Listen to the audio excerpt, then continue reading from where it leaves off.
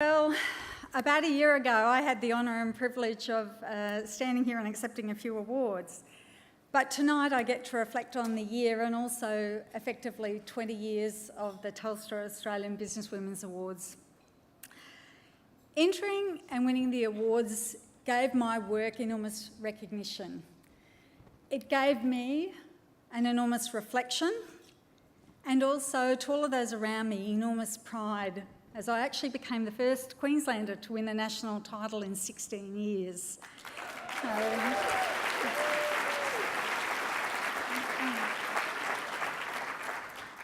I spoke last year about how I feel a responsibility and how that word to me actually means response-ability, the ability to respond. And so all the women tonight who are finalists who've been nominated have actually accepted responsibility. They've risen to the pinnacle because they've had some courage and have stepped up to the plate. What I have been able to explain over the last 12 months in particular is how I try and lead. And so I'll take you through a little bit of that now.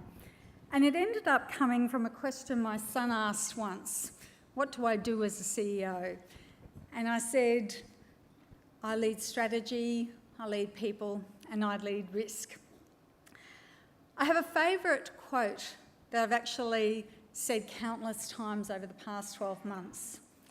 And it's a quote from an American poet, Maya Angelou. 8 words. When you learn, teach. When you get, give. So what have I learnt?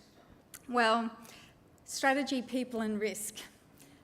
The way I think about strategy first is I think of big rocks, right? You've got to understand your big rocks. What do you value? What's the most important thing you can achieve in your business? The most important messages you can get across to your staff? What actually makes you smile? So you've got to get those big rocks in a jar first and then fill up the sand and the pebbles. Because you actually, if you put sand and pebbles in first, your rocks don't fit. So to all of you here, all of the finalist nominees, do you know what your big rocks are? And I challenge you to think of your life, to think of your strategy, just as Alyssa did. She knew what a big rock was. That competitive streak in her, she knew what a big rock was. Do you know what your absolute big rocks are? I lead people, a lot of people, and I try and lead from a place of love. I've learnt over the years that there's actually only 2 emotions, love and fear. If you act from a place of fear, whether you act or don't act because someone will judge you or fear of the consequences, you're not being true to the organisation that inspires you, that engages you, that really pays you. You've got to act from a place of love.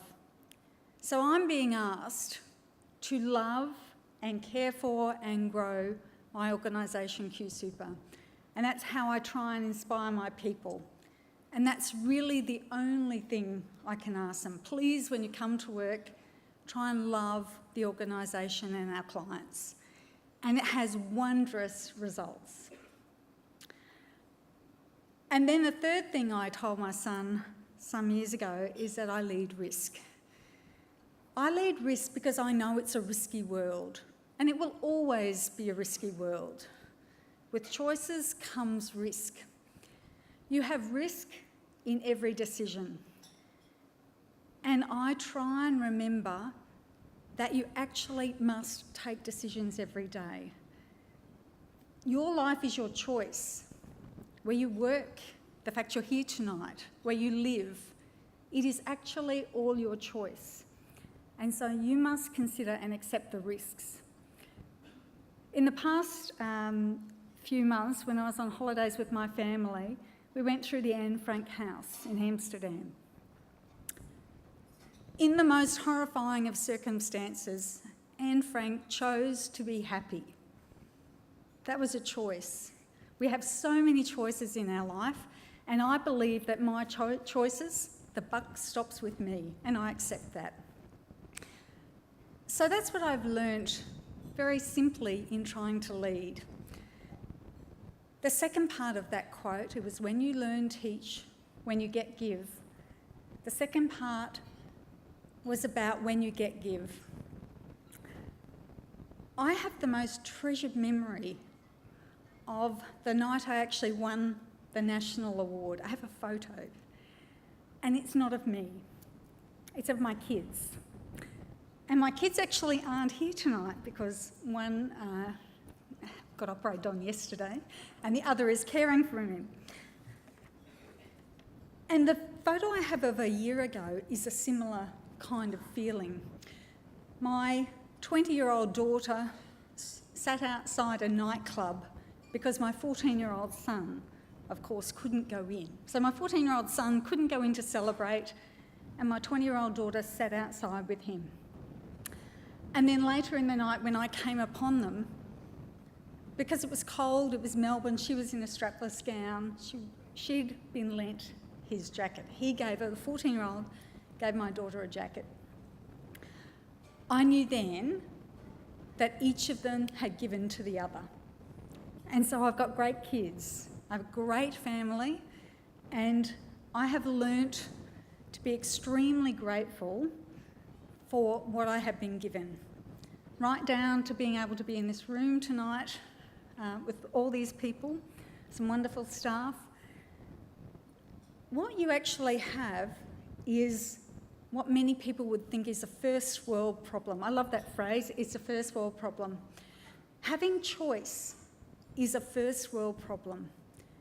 And so whenever you've been able to receive, in the words of Maya Angelou, when you get, remember to give.